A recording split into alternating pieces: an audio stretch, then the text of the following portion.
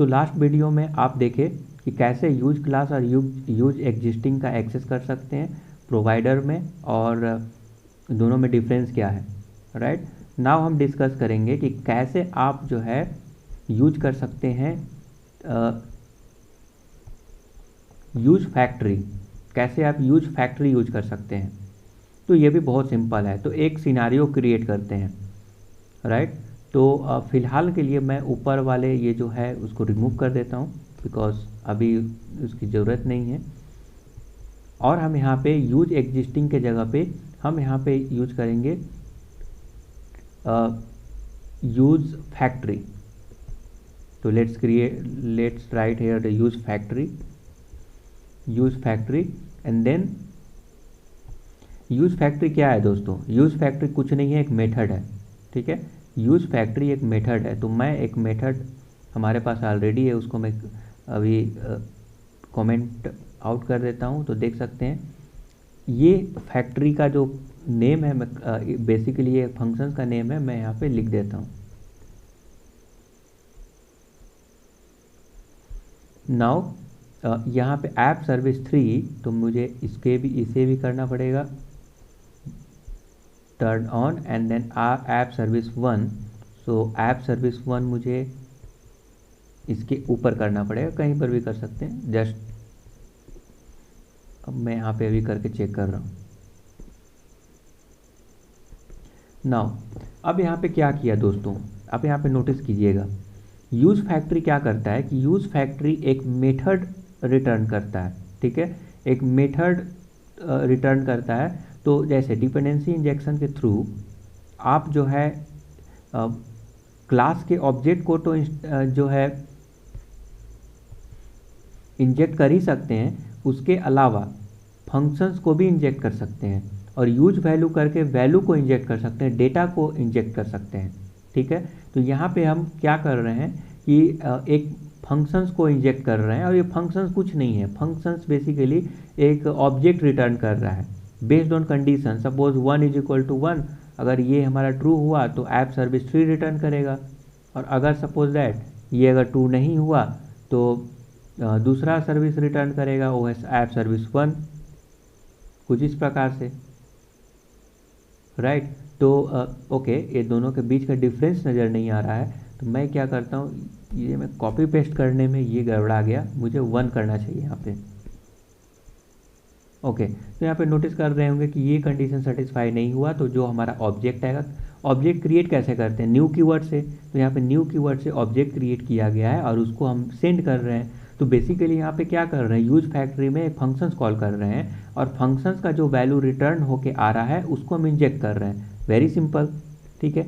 But unfortunately और fortunately आप यहाँ पे नोटिस कर रहे होंगे कि जो ऑब्जेक्ट है, ये ऑब्जेक्ट में ये मेथड मौजूद है get status something like that. इसीलिए ऐप कंपोनेंट डॉट टीएस में गेट स्टेटस जो मेथड कॉल कर रहे हैं वो एक्सेसिबल है, राइट। तो ये हुआ हमारा यूज फैक्ट्री।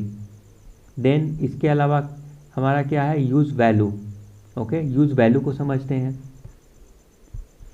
तो फिलहाल के लिए मैं इन सारे जो भी एग्जांपल्स हैं, मैं इसको अभी कमेंट कर देता हूँ, और मैं लास्ट जो है उसको मैं यहाँ पे टर्न ऑन करूँगा। तो बेसिकली यहाँ पे हो क्या रहा है दोस्तों, समझिएगा। तो ये वैल्यू बेसिकली क्या है, यूज वैल्यू, कि ये एक डेटा है, इसके अंदर क्या है, गेट एक ऑब्जेक्ट है, ये भी एक ऑब्जेक्ट ही है, ऐसे भी ऑब्जेक्ट क्रिएट करते हैं, और इसके अंदर एक मेथड है गेट स्टेटस, और यहाँ पे गेट स्टेटस करके एक्सेसिबल है। अब ठीक है, तो इस प्रकार से ये यूज वैल्यू काम करता है।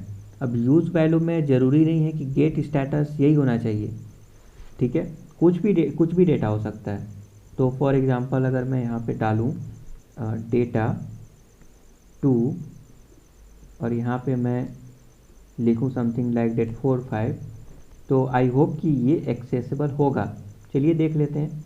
तो यहाँ पे मैं गया और मैं this.as को कंसोल करके चेक करता हूँ कि इस इंस्टेंस में क्या क्या है। console.log तो यहाँ पे आप नोटिस कर रहे होंगे कि ये जो कंसोल लॉग हुआ यहाँ पर, इसमें गेट स्टेटस और डेटा टू दोनों मौजूद हैं। क्यों? क्योंकि मैं यहाँ पे क्या रिटर्न कर रहा हूँ, मैं यहाँ पे डेटा रिटर्न कर रहा हूँ। ठीक है, यूज़ वैल्यू मतलब मीन्स क्या, वैल्यू रिटर्न कर रहा हूँ, वैल्यू कुछ भी हो सकता है। तो ये एक जेसन फॉर्मेट में एक डेटा है। ओके, ये एक ऑब्जेक्ट है, तो ऑब्जेक्ट मैं रिटर्न कर सकता हूँ। तो आप समझ गए यूज वैल्यू क्या होता है, यूज एग्जिस्टिंग क्या होता है, यूज क्लास क्या होता है, जो कि बहुत पॉपुलर है और यहाँ पे एक्सटेंसिवली इस्तेमाल किया जाता है। अब यहाँ तो समझ गए सर्विसेज में, बट अगर आप मान लीजिए प्रोवाइड इन रूट नहीं लिखते हैं, तो इन दिस केस आपको ऐप मॉड्यूल में लिखना पड़ेगा। तो ऐप मॉड्यूल में भी कुछ इसी प्रकार का सिनेरियो है। ऐप मॉड्यूल में आपको प्रोवाइडर सेक्शन में यहाँ पे क्या करना पड़ेगा, provider provide and then use class, use existing, use value. ठीक है, आपको लिखना पड़ेगा यूज फैक्ट्री, इस प्रकार से लिखना पड़ेगा। यहाँ पे प्रॉपर्टी ऐड करना पड़ेगा। तो एक है डिपेंडेंसी टोकन और दूसरा है उसका वेरियस प्रॉपर्टी। नाउ अब यहाँ पे अगर सपोज है दो सर्विस यूज कर रहे हैं, तो दो सर्विस इंक्लूड करना पड़ेगा, क्योंकि in case of use existing आपके पास दो यूज एग्जिस्टिंग, वो जो है एक टाइप का एलियास यूज करते हैं सर्विसेज का, तो वहाँ पे दो सर्विसेज इंक्लूड करना पड़ेगा। तो ये वेरी सिंपल है, जो मैंने वहाँ पे बताया वो यहाँ पर भी वैलिड होगा। The only difference is that यहाँ पे आप यूज क्लास यूज कर रहे हैं, यूज क्लास के जगह पे आप यूज कर सकते हैं यूज क्लास, यूज एग्जिस्टिंग। ठीक है, इस प्रकार से use class, use value, use factory, और जो कुछ भी मैं बताया वो वैलिड रहेगा। क्लास का नेम, क्लास का आइदर इंपोर्ट कर लीजिए या फिर यहीं पे लिख दीजिए। सपोज दैट अगर यूज क्लास यूज कर रहे हैं तो क्लास से मतलब है उसको, ज़रूरी नहीं है कि सर्विसेज ही होना चाहिए। ओके, यूज एग्जिस्टिंग कर रहे हैं तो सर्विस होना चाहिए। देन उसी प्रकार से जो मैंने आपको रिक्वायरमेंट बताया यूज फैक्ट्री कुछ नहीं है, फंक्शन रिटर्न करता है, राइट। तो यूज फैक्ट्री में फंक्शंस रिटर्न करता है, और फंक्शंस कुछ भी हो सकता है। फंक्शंस आइदर ऑब्जेक्ट रिटर्न करे या नॉर्मल वैल्यू रिटर्न करे।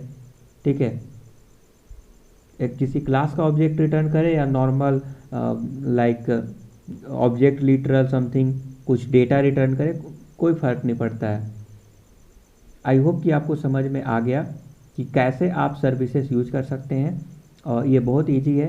तो मैं आपको बताया कि कैसे सर्विसेज यूज करके आप सिंगलटन ऑब्जेक्ट क्रिएट कर सकते हैं, और वो same object across the whole application use होगा, राइट। एक चीज़ और, अब अभी ख़त्म नहीं हुआ है, एक चीज़ और। तो देखिए, अगर हम मान लीजिए कि हम यहाँ पे ऐड कर देंगे रूट मॉड्यूल के लिए, अगर सर्विस ऐड कर देंगे तो जो इंस्टेंस है वो पूरे होल एप्लीकेशन के लिए लागू होगा। मतलब किसी भी, अब हम क्या करेंगे, उस पार्टिकुलर ऑब्जेक्ट को एज अ डिपेंडेंसी इंजेक्शन हम कंस्ट्रक्टर के थ्रू ऐड कर सकते हैं। क्योंकि same instance across the whole application use हो रहा है, तो सारे लोगों को सेम स्टेट ऑफ डेटा का एक्सेस होगा। तो कोई कहीं से भी डेटा चेंज कर सकता है और वो अपडेटेड डेटा सभी लोग प्राप्त करेंगे। ठीक है, जस्ट लाइक अ वेरिएबल, क्योंकि सेम इंस्टेंस यूज हो रहा है ना।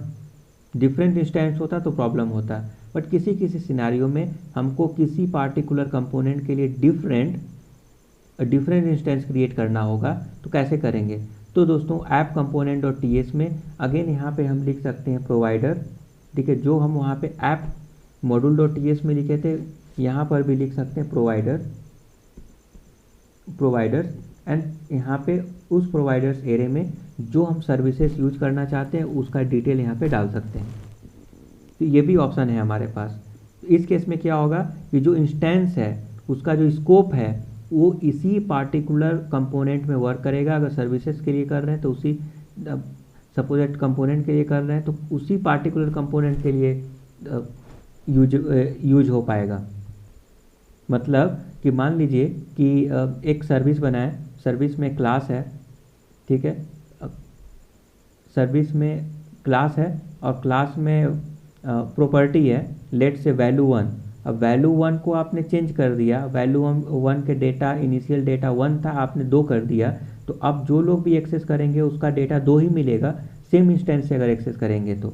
बट अगर डिफरेंस इंस्टेंस से मिले करेंगे तो जो इनिशियल स्टेट का डेटा मिलेगा, राइट। तो अगर हम यहाँ पे डिफरेंट इंस्टेंस एक्सेस करना चाहते हैं किसी पार्टिकुलर कंपोनेंट के लिए, तो प्रोवाइडर सेक्शन में उसको हम डाल देंगे, उसका डिफरेंट इंस्टेंस और 2-3 इंस्टेंस आप बोल सकते हैं, अलग अलग कंपोनेंट के लिए अलग अलग इंस्टेंस भी यूज कर सकते हैं, तो हमारे पास वो भी ऑप्शन है। तो स्टेट मैनेजमेंट दोस्तों कितना आसान हो गया है। वहीं रिएक्ट अगर यूज थोड़ा बहुत अगर मालूम होगा तो वहाँ पे रेडक्स वगैरह यूज करते हैं स्टेट मैनेज के लिए, हालांकि एंगुलर में भी यूज कर सकते हैं, एंगुलर में भी NGRX है, बट अगेन जो मीडियम और स्मॉल लेवल के प्रोजेक्ट हैं उसका स्टेट मैनेजमेंट सर्विसेज के थ्रू भी बड़े आसानी से किया जा सकता है। तो आई होप कि आपको समझ में आया। फिर भी किसी भी प्रकार का डाउट है तो कमेंट कीजिए। आप अगर मुझसे कोर्स करना चाहते हैं तो मुझसे कांटेक्ट कीजिए। Thank you.